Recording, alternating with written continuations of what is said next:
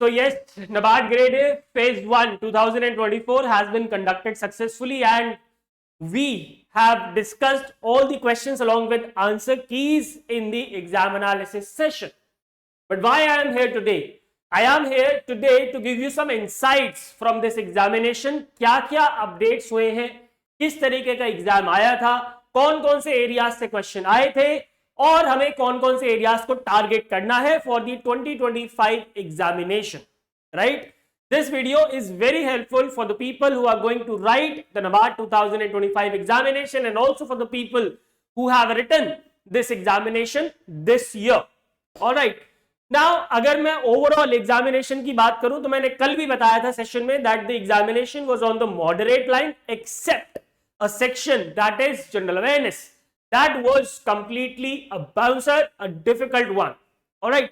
तो आज के इस सेशन में I am going to discuss certain insights from this examination, right? Start करेंगे हम नॉन मेरिट से, लेकिन जीए में जो बहुत बड़ा चेंज एक ऑब्जर्व किया है हमने, उसको भी हम डिस्कस करेंगे while discussing the merit section. ठीक है, तो पूरी वीडियो अच्छे से देखना, आपको समझ में आ जाएगा कि आपको किस तरीके से तैयारी करनी है फॉर द 2025 एग्जामिनेशन. ऑलराइट, चलिए स्टार्ट करते हैं with the non merit section. और याद रखना जीए में बहुत बड़ा चेंज है, अभी बताऊंगा बस 5 मिनट में नॉन मेरिट सेक्शन, और उसके बाद फिर मेरिट पे आएंगे और फिर जीए की बात करेंगे. सबसे पहले है जी, अगर हम क्वांट की बात करें, if I talk about the quant section first, ठीक है जी, तो क्वांट सेक्शन में मेरे दोस्तों 4 क्वेश्चंस आए थे अप्रोक्सीमेशन से और 4 क्वेश्चंस आए थे नंबर सीरीज से. 4 questions were from number series and 4 questions were from approximation. So don't you think अगर आपने इन्हीं 2 टॉपिक्स को टारगेट कर लिया होता तो आपका काम हो गया होता, बट हो सकता है 2025 में ये ट्रेंड चेंज हो जाए. बट अगर मैं पूरा ट्रेंड उठा के देखता हूं नाबार्ड का, तो कुछ टॉपिक्स ऐसे हैं जहां से हमेशा क्वेश्चंस आते हैं और वही आपको टारगेट करने हैं for the 2025 exam.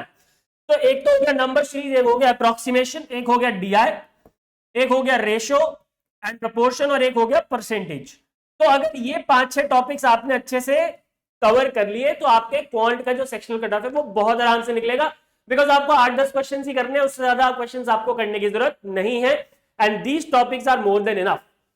Now some people will say कि भाई time work and distance, time and work, time speed and distance, partnership, इन सब से भी तो क्वेश्चंस आते हैं. डेफिनेटली आते हैं, लेकिन कुल मिला के 3 से 4 क्वेश्चन आते हैं एडवांस अरिथमेटिक से, तो वो आप छोड़ सकते हैं, बिकॉज आपको यहाँ पे नॉन मेरिट सेक्शन है, ये आपको यहाँ पे मार्क्स स्कोर करने की जरूरत नहीं है. तो you need to play smart, गधे वाली मेहनत नहीं करनी है, ठीक है. और अगर मैं इस साल के लेवल का बात करता हूं तो क्वांट का लेवल वाज कंपैरेटिवली सेम. 2023 के कंपैरिजन में जो लेवल था वो सेम था. अब आ जाते हैं हम रीजनिंग पे, ठीक है जी. अब हम बात करते हैं रीजनिंग पे. तो रीजनिंग में अगेन केवल 2 टॉपिक्स. कौन से 2 टॉपिक्स? पजल और सीटिंग अरेंजमेंट. पजल और सीटिंग अरेंजमेंट से भाई साहब 12 क्वेश्चंस थे. पजल और सीटिंग अरेंजमेंट से 12 क्वेश्चन थे, तो यही आपका काम हुआ पड़ा था अगर आपने सॉल्व कर दिए. However puzzle and seating arrangement questions were not that easy as compared to the year 2023. थोड़ा सा लेवल अप हुआ था क्योंकि इसमें केसेस बन रहे थे. 2023 में तो ऐसा था कि ठीक है सीधा पजल सॉल्व करते चले जाओ, हो रही थी, लेकिन दिस टाइम कुछ केसेस अलग अलग बन रहे थे, इसलिए थोड़ा सा रीजनिंग का जो लेवल है वो ऊपर गया है. और रीजनिंग में भी अगेन आपको ज्यादा कुछ टॉपिक्स करने की जरूरत नहीं है. पजल, सीटिंग अरेंजमेंट, इनइक्वालिटी कर लो अच्छे से. इनइक्वालिटी से क्वेश्चंस आते हैं, blood relations, alphabet test and इसके अलावा डायरेक्शंस, ठीक है ना. एक बहुत बड़ा जो कंफ्यूजन रहता है अमंग द स्टूडेंट्स की वेदर अब क्रिटिकल रीजनिंग का क्या करें, क्योंकि आरबीआई में तो क्रिटिकल रीजनिंग के बहुत सारे क्वेश्चंस आते हैं. Here in the NABARD you can leave critical reason entirely. आप क्रिटिकल रीजनिंग को पूरी तरीके से छोड़ सकते हो, क्योंकि 2 या 3 क्वेश्चन और कभी कभी 1 से लेकर 3 के बीच में क्वेश्चन आते हैं, right. Total 1 to 3 questions are asked from critical reasoning, and I think you can leave it because we need to just clear the sectional cutoff. We don't have to score much in the reasoning part, ठीक है. And yes, last year के comparison में जो questions थे those were difficult as compared to the year 2023. ये हो गया content reasoning. इसके आगे अब हम चलते हैं इंग्लिश पे. सो इंग्लिश में देखिए कुछ नहीं था, इंग्लिश वाज बेसिक. इंग्लिश में कोई बहुत ज्यादा इनसाइट यहाँ पे है नहीं, तो अननेसेसरी की बातें मैं करूंगा नहीं. टॉपिक्स वही थे बेसिक, आरसी, रीडिंग कॉम्प्रिहेंशन से थे क्वेश्चंस, एरर डिटेक्शन, रिप्लेसमेंट वाले क्वेश्चंस थे, राइट। एक पैराजंबल्स के 5 क्वेश्चंस आ गए थे, तो अगर आरसी और पैराजंबल्स ही कर दिए होते तो वहीं से काम हो जाता आपका, बाकी क्वेश्चंस करने की जरूरत नहीं थी। इसके अलावा वर्ड स्वैपिंग के क्वेश्चन थे, और इन्हीं टॉपिक से लगभग क्वेश्चंस आते रहे हैं और आगे भी आते रहेंगे, अनलेस कि आरबीआई कोई बहुत बड़ा ड्रास्टिक चेंज लेके आए।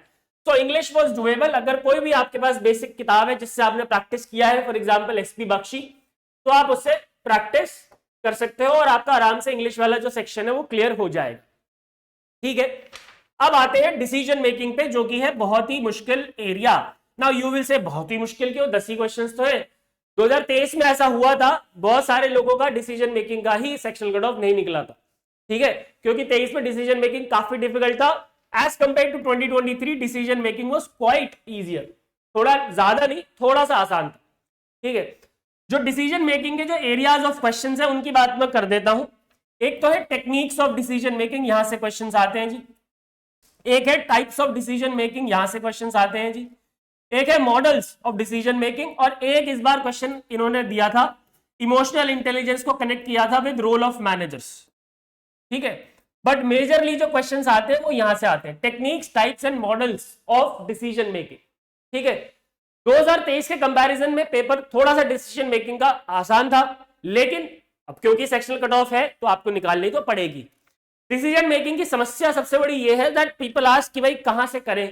तो एक बुक आती है, मैं आपको बुक बता देता हूं। एक वैसे तो बेसिक मैनेजमेंट की किताब से हो जाता है, जो हमने तैयारी कर रखी है, हमारे जो नोट्स बनाए हैं वो बनाए हैं, डिसीजन मेकिंग एसेंशियल्स करके एक बुक है ऑफ वाइब्रेंट पब्लिशर्स, वहां से आप पढ़ सकते हो। बहुत ज्यादा डिफिकल्ट किताब नहीं है, इसमें से किया जा सकता है। एंड इसके अलावा बेसिक मैनेजमेंट की किताबें होती हैं, वहां से आप देख सकते हो।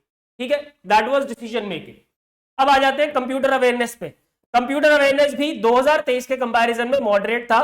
2023 में कंप्यूटर का लेवल मुश्किल आया था, बहुत मुश्किल था, बट अभी 2024 में इट वाज डुएबल।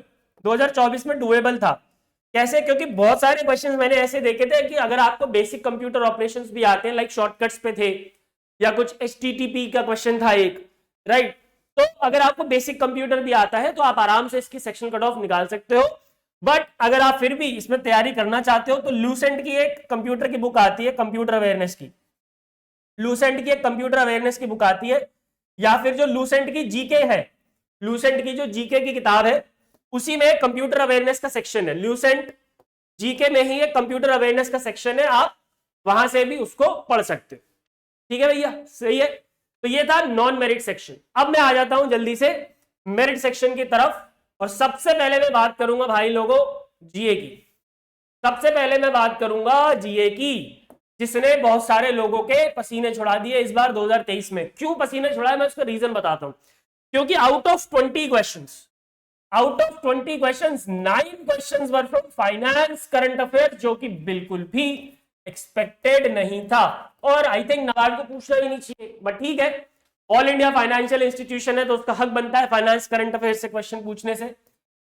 एक क्वेश्चन स्कीम का आया था और 10 क्वेश्चन आए थे आपके जनरल करंट अफेयर्स के। ठीक है, जनरल करंट अफेयर्स के। तो ये जो जनरल करंट अफेयर्स थे, इसके लिए तो हम आराम से स्पॉटलाइट करेंगे, कोई टेंशन वाली बात नहीं है। स्पॉटलाइट प्लस पीआईबी, तो यही दो चीजें रिकमेंड की जाती थी अभी तक नबार्ड के लोगों को। But since they have asked 9 questions from finance current affairs in GA and 3-4 questions were also asked in ESI section from finance current affairs, although ज्यादा डिफिकल्ट नहीं थे बट फिर भी थे तो फाइनेंस के। तो I would now recommend you to follow the basic finance current affairs as well. Basic finance current affairs भी आपको पढ़ के जाना है, and for that you can refer the RBI 247 sessions or the magazine if you are an enrolled student।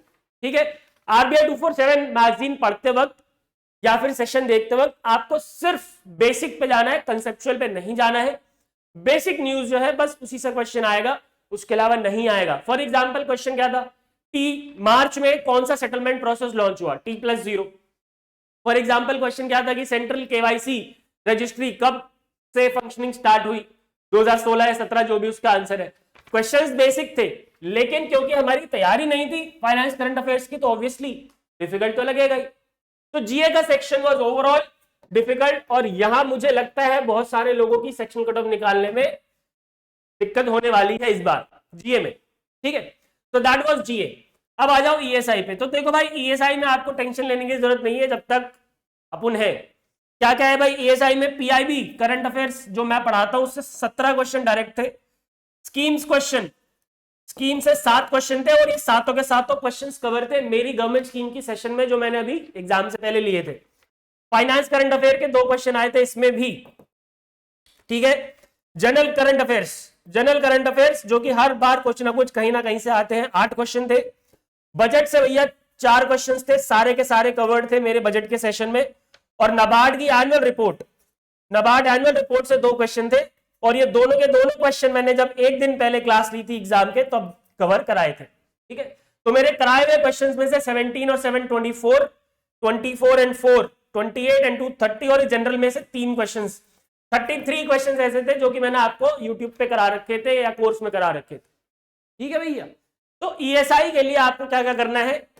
PIB 247 करना है, plus schemes की classes करनी है जो कि मैं एग्जाम से पहले रिवीजन में कराता हूं, प्लस बजट करना है and plus annual surveys and report जो भी आते हैं वो करना है। बिकॉज मान लेते हैं इस बार तो उन्होंने नाबार्ड एनुअल से पूछा, व्हाट इफ अगले साल वो एनएफएचएस से पूछ ले या पीएलएफएस से पूछ ले, है ना। तो ये चीजें आपको ईएसआई के लिए करके जानी है, that would be more than enough, ठीक है। और ईएसआई का लेवल की अगर मैं बात करता हूं so that was same as compare to the last year 2023। Moderate level का पेपर था, आराम से 30 क्वेश्चंस किए जा सकते थे बहुत प्यार से, ठीक है जी, बिना किसी परेशानी के। आगे चलते हैं। और जो क्वेश्चंस का लेवल था that was also not very difficult guys, ठीक है ना, क्वेश्चंस डुएबल थे। अब आ जाओ last but not the least ARD section पे। एआरडी में देखो स्टैटिक, एआरडी का जो पेपर था वो 3 पार्ट्स में डिवाइडेड था, static, schemes and ARD current कह लो या पीआईबी कह लो, पीआईबी कह लो या फिर एआरडी करंट अफेयर्स कह लो। तो स्टैटिक में लगभग आपके 27 क्वेश्चंस थे, स्कीम्स के 4 या 5 क्वेश्चंस थे, एआरडी करंट के 4 या 5 क्वेश्चंस थे। इतने क्वेश्चंस का ही ट्रैक है अभी तक हमारे पास, 37 एंड 38 क्वेश्चंस का ट्रैक है हमारे पास अभी तक। इसमें जो स्टैटिक था, जो मेजर पोर्शन होता है एआरडी का, तो स्टैटिक पोर्शन में गाइस जो क्वेश्चन पूछे गए थे दैट वाज बेसिक क्वेश्चन, क्योंकि मैं भी गया था पेपर देने के लिए तो मैंने देखा था बिल्कुल बेसिक क्वेश्चन, एक एक लाइन के क्वेश्चन पूछ रखे थे। जैसे मल्चिंग का ऑब्जेक्टिव पूछ रखा था, highest milk yielding breed among the buffaloes पूछ रखा था, बहुत बेसिक क्वेश्चन है ये, राइट। कोई भी टेक्निकलिटीज या फिर कोई भी in depth question ARD static में नहीं था, बिल्कुल बेसिक क्वेश्चंस थे। तो अगर आपने बेसिक प्रिपरेशन भी कर रखी थी एआरडी की तो आपका आराम से हो जाना है। और 23 में भी पेपर ऐसा ही आता और अगले साल भी आई बिलीव ऐसा ही आने वाला है। तो अब इसके लिए आपको करना क्या है? तो 2 सोर्सेज है, तमिलनाडु एग्रीकल्चर यूनिवर्सिटी की वेबसाइट या फिर एक किताब आती है नेमराज चुंडा, ये आप कर सकते हो। और उसके अलावा ऑफ कोर्स आपको पीआईबी के सेशंस देखने हैं मेरे, और स्कीम्स तो करनी ही है, ठीक है। स्कीम्स और पीआईबी 247 तो कॉमन ही है विद ईएसआई, ठीक है। एआरडी स्टैटिक के लिए तमिलनाडु एग्रीकल्चर यूनिवर्सिटी या फिर नेमराज चुंडा, और अगर आप ये नहीं करना चाहते हो तो हमारे पास कोर्स भी है भैया, ठीक है, उसकी टेंशन नहीं। स्कीम्स के जो 4-5 क्वेश्चंस थे again those were doable from PIB and my scheme sessions.